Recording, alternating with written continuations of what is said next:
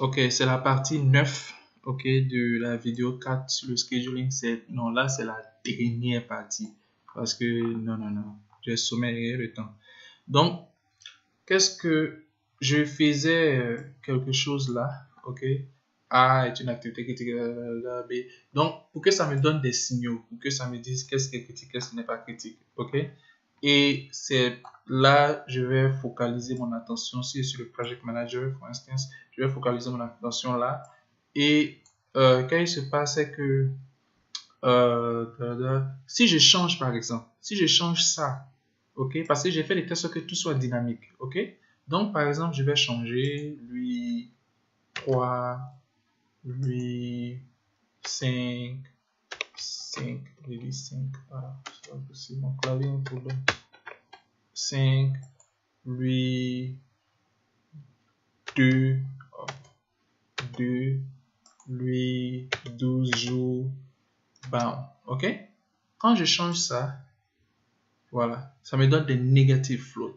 Negative float, c'est très dangereux. Ça veut dire, on doit s'arranger. Et c'est là que tu vas voir que tu dois devoir t'arranger pour que tout puisse rentrer. Alright?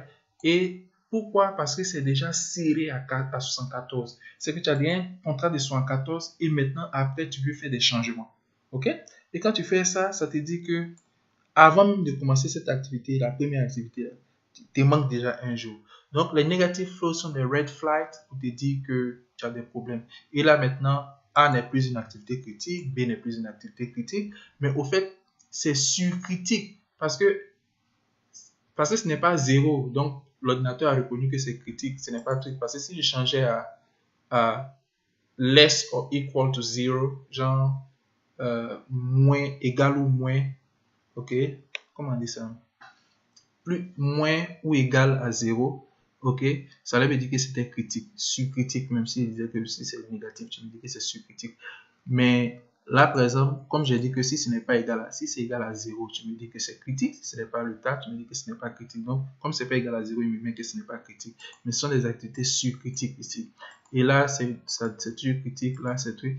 Et, ok, G, H, I ne sont toujours plus critiques, ok? Donc, je vais essayer de les remettre en place jusqu'à ce que je trouve deux là-bas. Ok. Donc, je les ai remis en place. Ok. Et voilà comment ils sont. Tout le monde est critique sauf ce groupe-là. Donc, ce groupe-là, c'est... Là, tu peux mettre ton plus paresseux de comment on appelle, Project Assistant Project Engineer. Voilà, tu le mets là-bas. Tu le mets où les activités ne sont pas critiques. Et tes gars les plus performants, tu les mets où c'est critique, ok, pour qu'ils puissent surveiller, surtout quand tu es dans l'inspection et des trucs comme ça, parce que l'inspection crée beaucoup de retard. L'inspection crée ce qu'on appelle un rework. Rework, c'est-à-dire, ça n'a pas été bien fait, tu dois recommencer le travail. Donc, rework takes time, ok, bad order, default part, on doit recommander la part pour que ça revienne et replacer. Donc, ils doivent order, ça doit prendre le temps, ça doit venir. Et tout ça, ça perd assez de temps. OK? Et bon, voilà. Et là, je vais vous montrer quelque chose rapidement. OK? Donc, ça, c'est des trucs qu'on fait sur papier. Tu peux faire sur Excel pour t'amuser comme on a fait. S'il y a plus d'activités, tu prends ton temps, tu fais les activités et tout. Et ça, c'est si par exemple j'ai une compagnie, OK, où je fais de, comment on appelle, l'expertise ou quoi. Vous me donnez vos activités, par exemple, je les organise, tout et tout.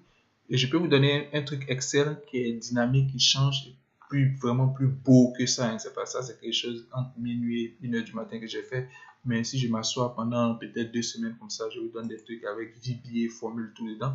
Mais là, par exemple, ce qui va se passer, c'est que je vais aller quelque part. Il y a un truc qu'on appelle P6.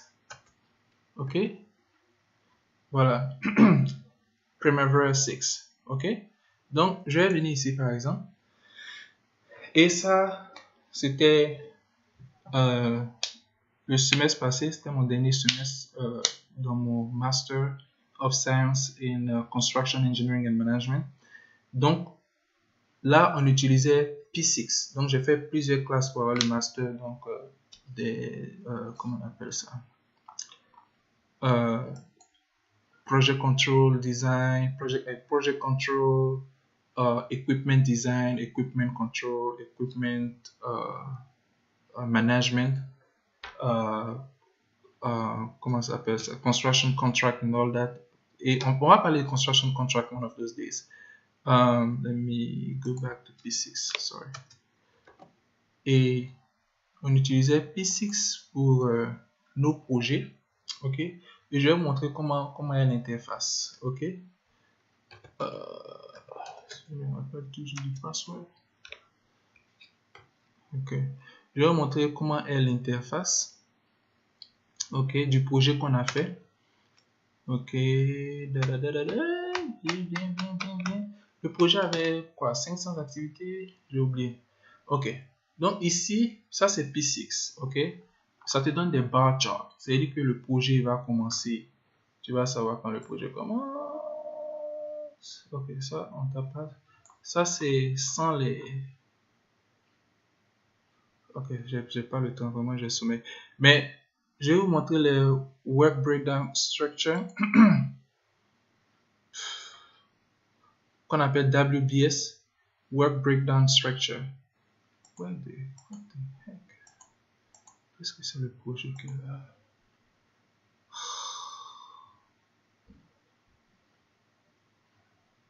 Oh my goodness. Oh, c'est pas ça. Je sais pas si j'ai effacé. Ok, open.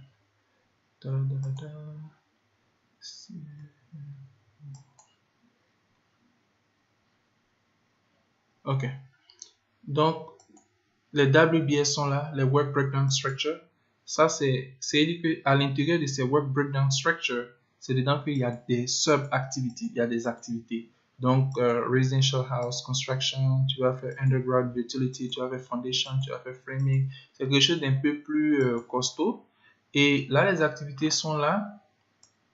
OK. Et si je veux faire appear le... comment on appelle ça?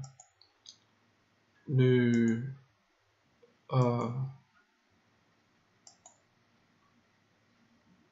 bar chart. Ça aussi, c'est ce qui n'était pas fini. J'ai quel problème? Il y avait des projets que je n'avais pas, qui n'étaient pas les bons.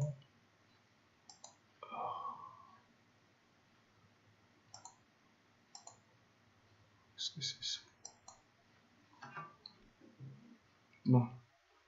Bon, je vais vous montrer le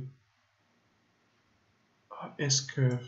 Je vais vraiment sommet, je m'excuse. Ça, par exemple, c'est le S-curve, c'est ce que tu fais à la fin. C'est toujours une formule qui est en S, quoi. C'est-à-dire, si le projet a commencé en mai, tu dépenses, par exemple, est-ce que si je vous veux, ça va me donner le montant. Ok, tu dépenses, par exemple, 100 000 $. Ok. Et là, tu dépenses 50 000 $ ou 60 000 $. Là, tu dépenses 38 000 $. Ça, tu dépenses combien de dollars? Et ça te donne... Ça, c'est le cumulative curve. Ça, c'est pour te dire que ça suit cumulativement. C'est-à-dire que ici, en octobre, ça va te dire combien tu as. Et à la fin, en décembre ici, ça te dit... Le cumulative curve se lit à droite ici. Ok, tu ne le lis pas à gauche. À gauche, c'est individual. Et à droite, tu lis le cumulative curve. Par exemple, ici, à la fin décembre où le projet finit, tu auras dépensé 625 000 $ par exemple. Ok, donc c'est pour contrôler ton projet et voir tes dépenses. Donc, si tu as un budget, par exemple, ça peut te montrer où tu en es et tout. Alright? Et comme je l'ai dit, je m'excuse, je ne prépare pas les vidéos. J'ai pas le temps vraiment. J'ai beaucoup de travail à faire, j'ai des plans à réviser, j'ai des submittals à réviser, j'ai tout ça et c'est des projets très importants. Donc, je fais juste ça pour qu'on puisse échanger les connaissances entre Africains. Et je voudrais aussi que des gens qui sont IT, qui sont dans les télécoms, dans whatever is science, ok, peu importe ce que vous faites, qui est un peu technique et tout ça, qu'on s'échange les connaissances, ok, et pour qu'on puisse s'égayer, pour qu'on puisse, comment on appelle, s'instruire ensemble, ok?